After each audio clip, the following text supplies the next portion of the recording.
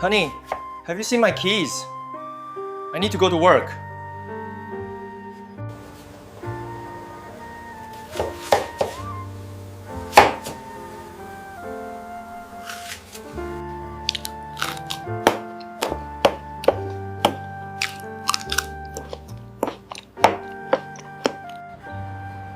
Hello, yes, I can hear you now. Is everything all right?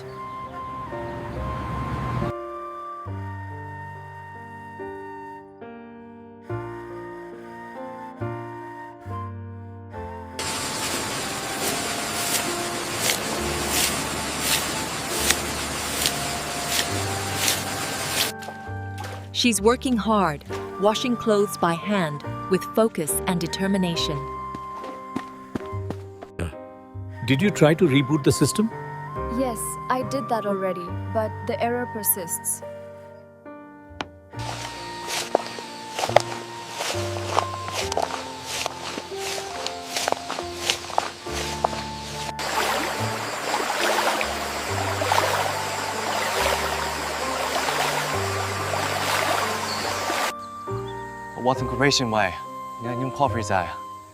I know you're scared, but we have to keep moving.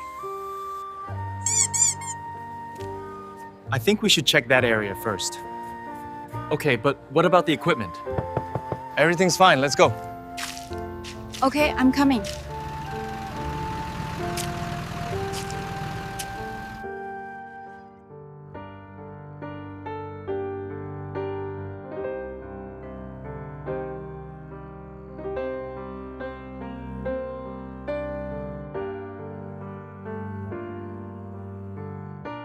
It's really delicious. You should try some. I will. It looks amazing. So I was thinking we could go to the beach this weekend. Oh, that sounds like a great idea. I'm in. So I was thinking we could start with the initial concept. Yeah, that sounds good. Hey, did you see the game last night? Yeah, it was pretty crazy. I missed it. What happened?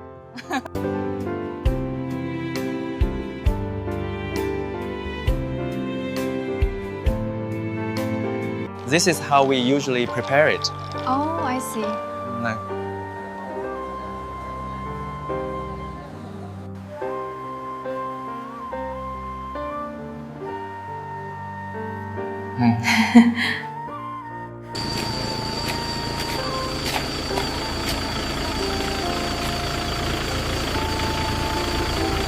The morning did not arrive gently. It came with a sharp silence, the kind that seemed to hold its breath, waiting for something to break. Inside the house, shadows clung to the corners, heavy and unmoving. Day sat at the small table, a phone resting in his palm as if it were a loaded weapon. He stared at the black screen for too long, the reflection of his own face staring back at him distorted, as though warning him that the man he thought he was would not be the same once the call was made. Rumors had reached him the night before. 50 tons of timber. 50 tons in a time when imported wood had vanished from the markets, when desperate men chased splinters as though they were diamonds. 50 tons offered at a price that seemed less like opportunity and more like bait. The numbers had rattled through his mind like stones in a jar, keeping him awake while the world outside slept. Now, with dawn at his back and the silence pressing in on him, the decision loomed. He drew in a slow breath, his chest tight, and dialed. The sound of the ringing was thin, stretched taut as if it would snap. Then the line clicked, and a voice answered almost instantly, too quickly, as though the man on the other end had been waiting, listening, ready for this exact moment. The voice was low, controlled, every syllable clipped with the precision of a blade. There was no laughter, no small talk, only business. The instructions were clear. Come to Bin Kim, come to the headquarters, see the wood with his own eyes. Decide for himself. Day agreed. His words were calm, his tone steady, but inside his chest, something coiled and hissed. The deal was made, the path chosen, and though unease gnawed at him, he knew there was no turning back. When the call ended, the silence returned, heavier than before. The phone in his hand felt heavier too, no longer an object of glass and metal, but a weight that chained him to what lay ahead. He rose from his chair, the scrape of wood on the floor cutting through the stillness like a warning. He knew he could not carry this alone. There was only one person whose voice could steady him when storms gathered, whose judgment could cut through illusions with a single glance.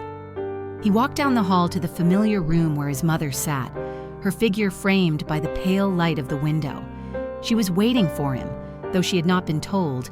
She always seemed to know when something dark was stirring in his mind.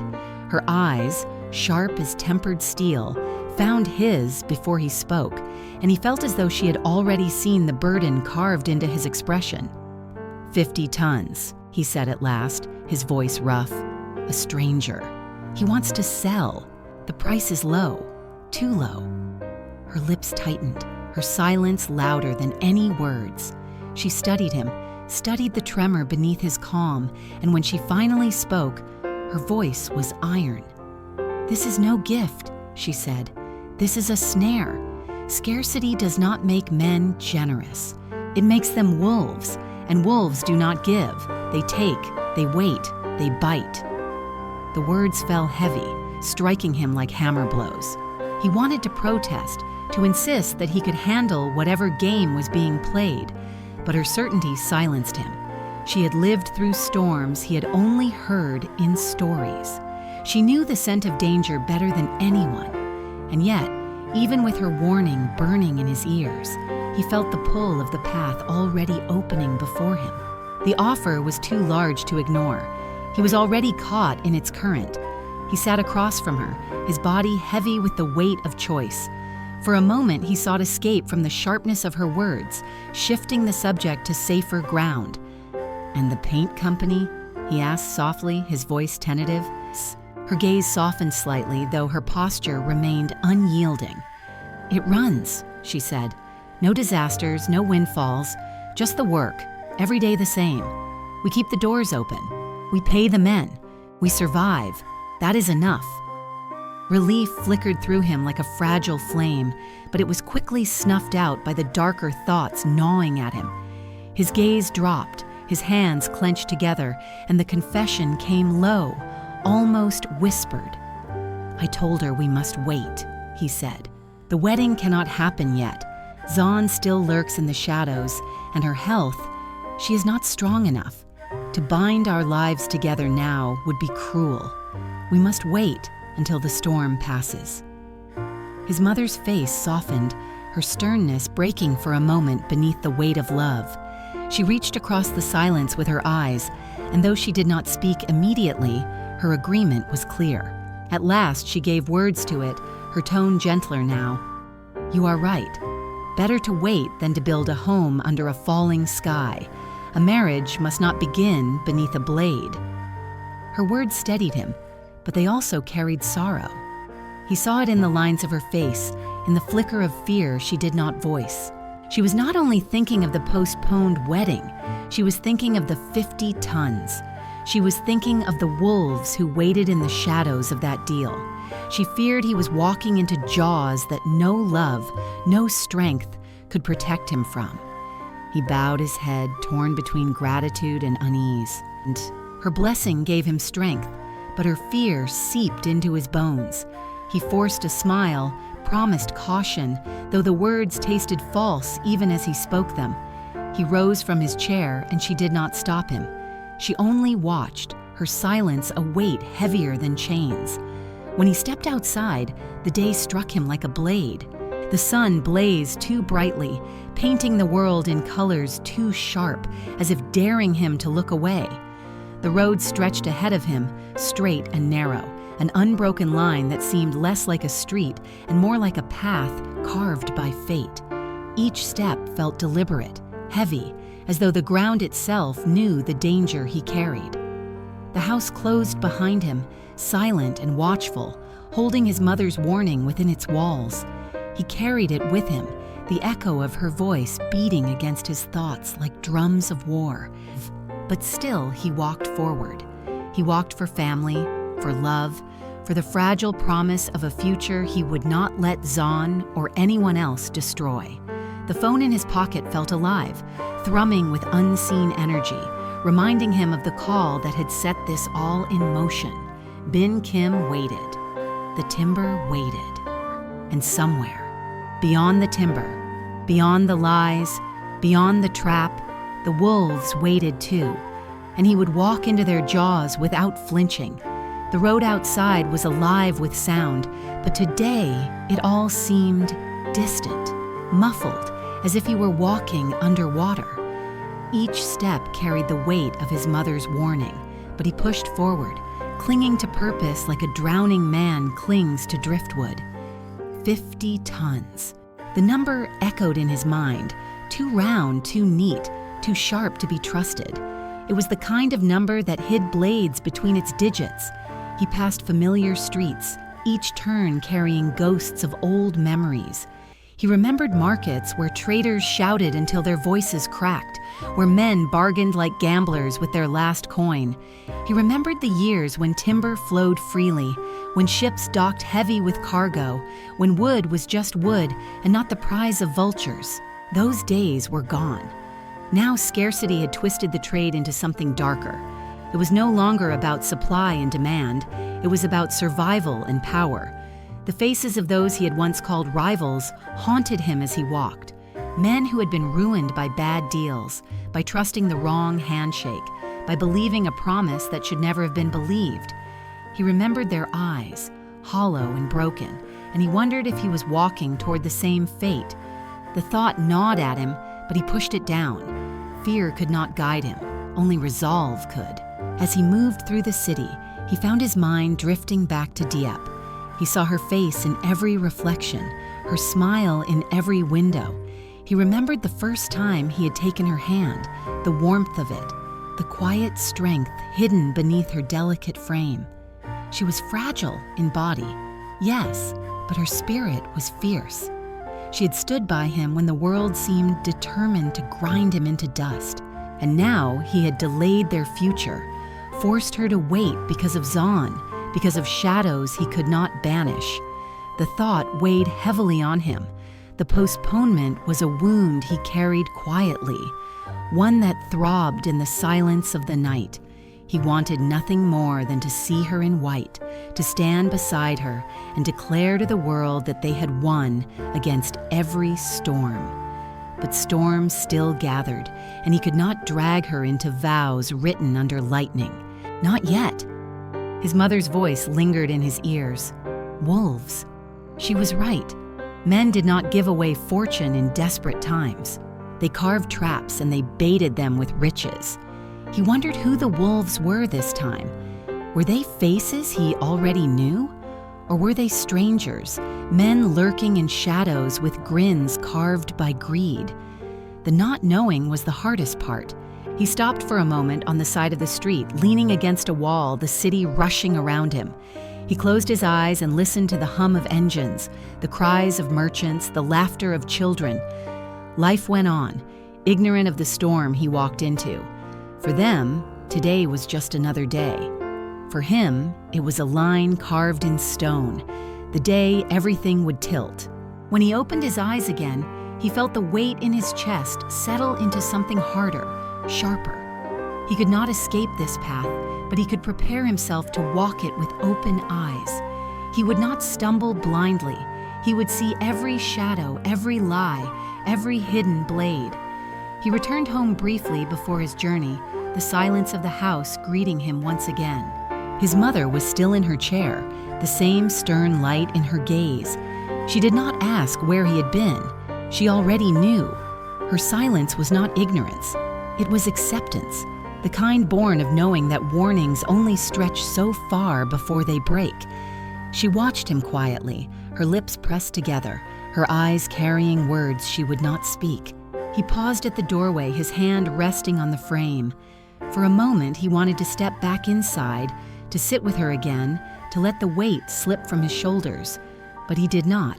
Instead, he gave her a faint smile, one that barely touched his eyes, and turned away. The sun had shifted when he stepped back outside, casting longer shadows across the street. The light seemed harsher now, as though the world itself was testing him, daring him to falter. But he did not falter. He moved forward, each step heavier but steadier. The road to Bin Kim stretched before him, long and merciless. And though he carried his mother's warning, though fear gnawed at the edges of his resolve, he also carried something stronger. He carried the promise of Diep's smile, the memory of her touch, the vision of a life waiting for them beyond Zahn's shadow. He would not let the wolves devour that future.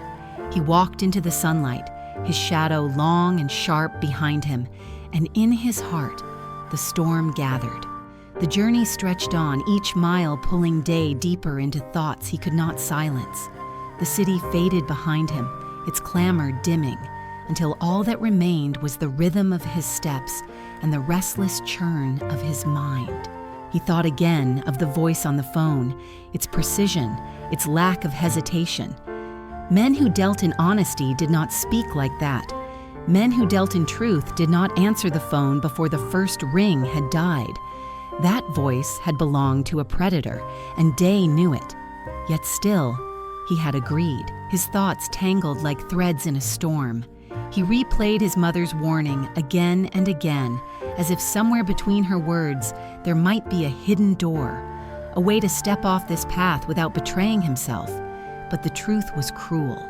He had already chosen.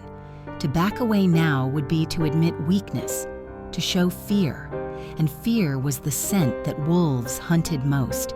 He pictured the timber stacked in Bin Kim, imagined the dark bark, the swollen weight, the false promise of 50 tons. He could already feel the dampness under his fingertips, already hear the lies the sellers would weave. He could see their eyes shift, their smiles strain, their hands twitch as they signed papers they had no right to sign. The scene unfolded in his mind as though it had already happened, and in that vision, he saw himself standing firm, cutting through the deceit with words as sharp as steel. But visions were not reality. In reality, there would be danger. Men who lied with timber lied with knives as well. He knew this. His chest tightened at the thought of hidden blades, of shadows that moved too quickly, of ambushes waiting for the single step he did not guard. He wondered if Zahn's hand was already in this, if the enemy who haunted their days had woven this snare. It would not surprise him. Zahn's shadow stretched wide, and every deal, every whisper, seemed to carry his name. The thought of Diep pressed into his mind then, not as comfort, but as weight. She was the reason he moved forward, but she was also the reason he feared every step. Her health was fragile, her body a candle flame that the wind could claim too easily. He had asked her to wait, to hold back their future, and she had agreed. She had smiled when she said yes, but he had seen the sorrow in her eyes. She deserved peace, and he had given her storms. He clenched his fists as he walked, promising himself that this would change, that he would carve a path through the wolves and lay it at her feet. He reached a crossroad and paused, staring at the signs pointing in different directions. Bin Kim lay straight ahead. To the left, the road curved back toward home. For a heartbeat, he considered turning left, considered retreating into the safety of his mother's house, into the quiet rhythm of ordinary days. But then he thought of Zahn. He thought of 50 tons. He thought of the future waiting for him and Diep. He stepped forward straight ahead. The sun had begun to sink lower, stretching the shadows long across the ground. The world was bathed in a fierce light, as though the sky itself wished to burn away lies. But Day knew better. Light did not banish wolves. Wolves lived in plain sight, wearing the faces of men, smiling as they struck. As he walked, the air seemed to shift, growing heavier, tighter, as though the city itself was holding its breath. Every passerby looked like a watcher, every sound like a signal. He kept his head high, his stride steady, but his senses sharpened, attuned to every flicker of movement. This was no longer a walk. It was a hunt, though he could not yet see the prey or the predator. By the time the first warehouses of Bin Kim rose into view, the air had thickened with the scent of damp earth and rust. The place loomed before him, vast and silent, its shadows pooling like dark water. He stopped for a moment, staring at it, feeling the weight of all that had led him here. Behind him stretched the life he knew, the safety of family, the fragile promise of marriage. Ahead lay the unknown, a stage built of lies and danger, a place where wolves waited with sharpened teeth. He inhaled deeply, letting the air fill his lungs, grounding himself in the certainty of his choice. He could still hear his mother's voice in the back of his mind, warning him, begging him to turn away. But he also heard another voice, softer but stronger, the voice of Diep, promising she would stand by him, even in the storm. With that, he stepped forward into the shadow of Bin Kim, into the waiting jaws of fate. And the storm that had been gathering since dawn finally began to break. The engine's growl filled the street as Day tightened his grip on the wheel, each beat of the motor syncing with the pulse hammering in his chest. The decision had been made, the path chosen, and now there was no turning back. He drove fast, not to escape his thoughts, but to silence them, to drown out the echo of his mother's warnings. Every shadow along the roadside seemed longer than it should have been, as though the city itself was watching, waiting, holding its breath for the moment he would step into the trap. When he reached the corner where Diep stood, the day shifted. She was waiting under the half-wilted shadow of a tree, her figure delicate against the harsh brightness of the street. Her smile, fragile but radiant, sliced through the tension that had been coiled around him since dawn. She climbed into the car, her presence steady, and though she asked no questions, he could feel her awareness of the storm that awaited them both. She did not need to ask. She already knew. The ride to Bin Kim was long, winding through streets lined with warehouses and decaying factories that loomed like hollow sentinels. Each turn seemed to draw them deeper into another world, one where trust was a currency rarer than gold. By the time they arrived, the air was thick with the smell of wet earth, rust, and the bitter tang of damp timber. The yard stretched wide, cluttered with towers of wood that looked less like trade goods and more like beasts at rest. Logs were stacked haphazardly, their swollen sides glistening faintly in the thin light. Day stepped out, the ground crunching beneath his boots, and walked to the nearest pile. His palm pressed against the surface, feeling the strange dampness that clung to the bark. He dragged a knife across the grain. The fibers peeled away too easily, waterlogged and weak. The truth hit him instantly. This timber had been soaking in water, left to drink until it swelled grotesquely, until its weight promised more than it truly was. A scam.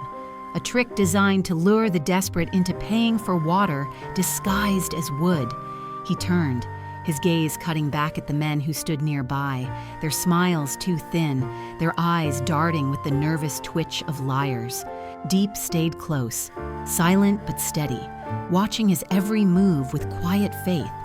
She had seen this side of him before, the way his mind sliced through deception, the way his voice carried a calmness that hid a storm. "This wood is drowned," Day said flatly. His tone was ice, every word a blade. "We will deduct the water weight. If not, this ends now." The men shifted uneasily, glancing at one another as if searching for courage in each other's eyes. The smile on the leader's face cracked, revealing the strain beneath. For a moment, the air felt close, suffocating, as though the ground itself waited to erupt into violence. Then reluctantly, they nodded. Numbers were recalculated, weights adjusted. The negotiation dragged like a slow knife, each concession cut from their pride. At last, papers were signed, the pen scratched across the page with the finality of a blade striking flesh. Money exchanged hands, heavy, final. The deposit rested in Day's grip, its weight not comforting but suffocating, a reminder of the risk he had stepped into. The handshake that sealed it all was cold, a gesture that felt less like agreement and more like a challenge. When it was over, He walked away with Diep at his side, the sour taste of the deal still clinging to his tongue. The yard of timber faded behind them, but the unease did not. It clung to him, a shadow he could not shake. They found a small roadside stall, the smell of broth rising above the noise of the street. Steam curled from bowls of bun ka, fragrant with herbs and chili. They sat together, and for a moment the world felt almost normal. Diep smiled faintly, lifting her chopsticks, her laughter slipping into the air like sunlight through cracks. For that fleeting instant, the storm around them quieted. Then the phone rang. Its shrill cry cut through the fragile peace, and when he glanced at the screen, his blood chilled. Tung. He answered, his voice cautious, his body tense. On the other end, Tung's tone was unlike anything he had heard before, urgent, stripped of arrogance, weighted with something raw. He asked to meet, to speak, face to face. No riddles, no games, just truth. The night had fallen by the time they reached the quiet corner where the meeting would take place. The street lamp flickered overhead, its light a pale halo in the dark. Tung stood waiting, his posture rigid, his face carved by sleepless nights. He looked older, as if secrets had stolen years from him. When he spoke, his words struck like hammers. He was not a traitor. He was not Zahn's ally. He was a man buried in shadows, an undercover officer who had woven himself into Zahn's world to tear it apart from within. His supposed partnership with the enemy had been a mask, a performance designed to earn trust, to get close enough to see the rot inside. Day's breath caught in his throat. The ground beneath him shifted. Anger surged first, anger at the lies, the betrayals, the endless months of suspicion. But beneath the fury, something unexpected flickered. Hope. Tung's voice trembled as he continued. He confessed the cost of his silence, the friendships broken, the trust shattered. He spoke of sleepless nights, of watching Zahn's empire grow while pretending to be part of it. He apologized, his words raw, his eyes pleading. He did not beg for forgiveness. He begged for trust, for a chance to make things right. Together, he said, they could destroy Zahn. Together, they could collect the proof, the forbidden timber, the smuggling, the corruption that seeped like poison into the veins of the city. Silence stretched long between them. The air was thick, suffocating, heavy with unspoken truths. Diep's hand slipped into Day's, grounding him, her touch a flame in the cold night. Finally, Day spoke, his voice low, his words cutting through the dark. If we do this, he said, we finish it. No hesitation, no half measures. Zahn falls. The fire in his eyes left no room for doubt. Tung nodded, relief flickering across his face, though the burden remained etched in his features. He offered a smile, small but genuine, and his voice softened as he wished happiness for Day and Diep. He admired their bond, called it light in a world drowning in shadows. Then he turned, walking into the darkness, leaving behind a silence heavy with new beginnings and dangerous promises. Day stood rooted, the revelation burning through him. The world he thought he knew had cracked, revealing something larger, more dangerous, but also more hopeful. Zahn was no longer untouchable. Zahn was prey, waiting to be hunted. He looked at Diep, her eyes reflecting both fear and faith. He squeezed her hand and whispered, "We will finish this, together." The night swallowed them, but in that darkness their resolve burned brighter than ever. The night had bled into a darker silence by the time Day and Diep left the meeting with Tung. The words of his confession still clung to them like smoke, thick and suffocating. They walked side by side through the restless streets, not speaking, not daring to break the fragile thread of thought that bound them. Every step seemed to echo louder than it should, as though the ground itself knew they carried a secret too heavy for the night to bear. Tung's revelation had cracked the world open. He was not a traitor, but a hidden blade, planted deep inside Zahn's circle. His apology, his plea for trust, had been raw and desperate. Now the question was not whether Day would act, but when. And yet, in the midst of shadows and betrayal, there was Diep. Her hand in his steadied him more than any weapon could. Perhaps that was why he turned down a narrow street, away from the chaos, toward a softer kind of refuge. He wanted her to breathe, to smile, to remember that the world still held gentleness, even if only for a stolen hour. The studio appeared suddenly, tucked between two shuttered shops, its windows glowing faintly in the dark. Inside, rows of unpainted figurines lined the shelves, silent, waiting, blank as unwritten stories. The smell of plaster and faint paint lingered in the air, calming, almost fragile. It was a sanctuary in miniature, a place untouched by wolves or shadows. Diep's eyes softened as she stepped inside. She moved slowly, her fingers brushing the edges of the shelves, as if afraid the silence might shatter.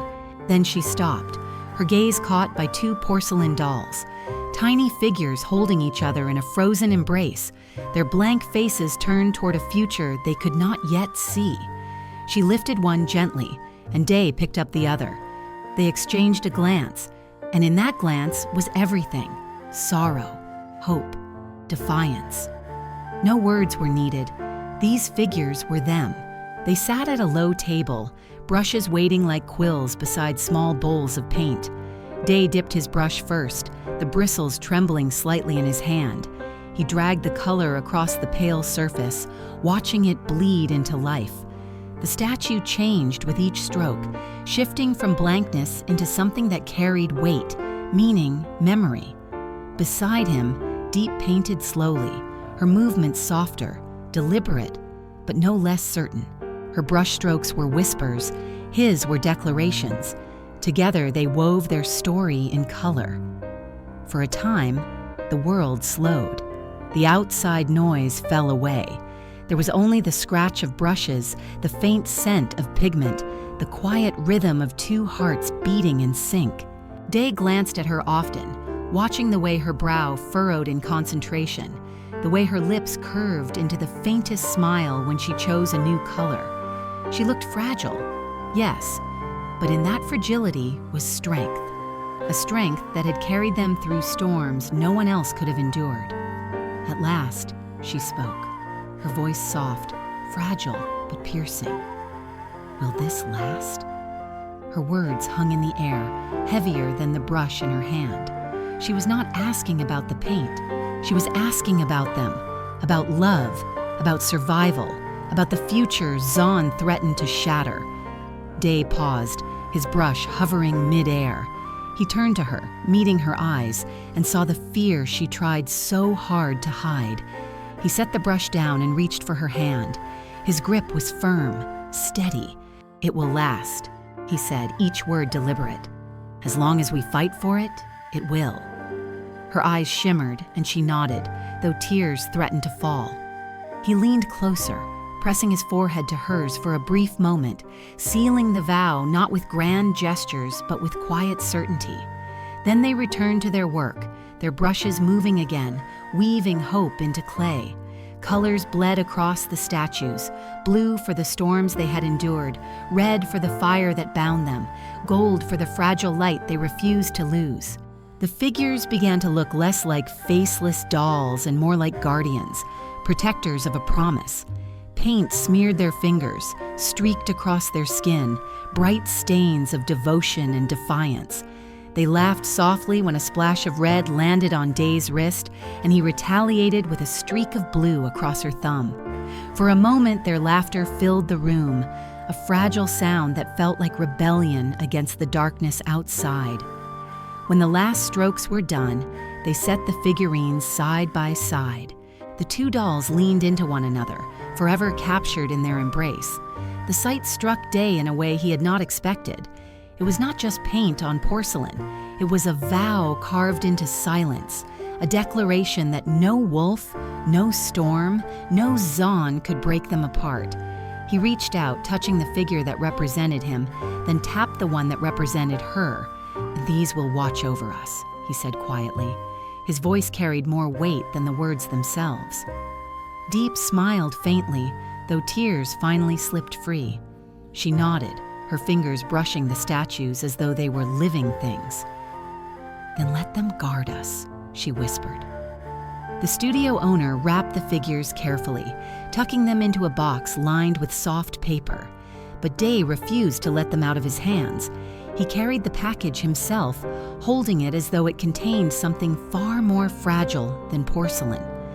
When they stepped back out into the night, the box cradled between them. It felt less like a purchase and more like a relic, a sacred thing. The streets were quieter now, but the silence did not feel oppressive. It felt like a pause before dawn, a breath before the next storm. Diep leaned her head against his shoulder as they walked, her weight light but grounding. He shifted the box in his arms so that one hand could wrap around her, holding her close. For the first time that day, he felt a strange peace, as though the storm had given them a brief reprieve. But he knew better. He knew that peace was fragile, borrowed, and already running thin. Zahn's name still hung over them like a curse, his shadow stretching even into places of warmth. The timber deal, the wolves, the betrayal, all of it was still waiting, coiled and ready. Yet as Day looked down at the box, at the painted figures nestled inside, he felt a fire kindle in his chest. These statues were not just decoration. They were a reminder of why he fought, why he endured, why he would never bend to fear. They reached the corner where the streetlights burned low, their glow weak but steady. Day stopped there, looking out into the darkness that stretched beyond. He tightened his hold on the box, then on Diep's hand. His voice came low, steady, like the promise of a blade. "No matter what waits ahead, we will stand. Zahn can throw every shadow he owns, but we will burn brighter." Diep looked up at him, her smile small but unshakable. She pressed closer, whispering, "Together." The night swallowed their words, but it could not extinguish them. They carried the statues, the laughter, the vow, back into the dark streets, their shadows stretching long behind them. The city slept, unaware of the war brewing in its veins, unaware of the storm that would soon break. And as Day and Diep disappeared into the night, their hands bound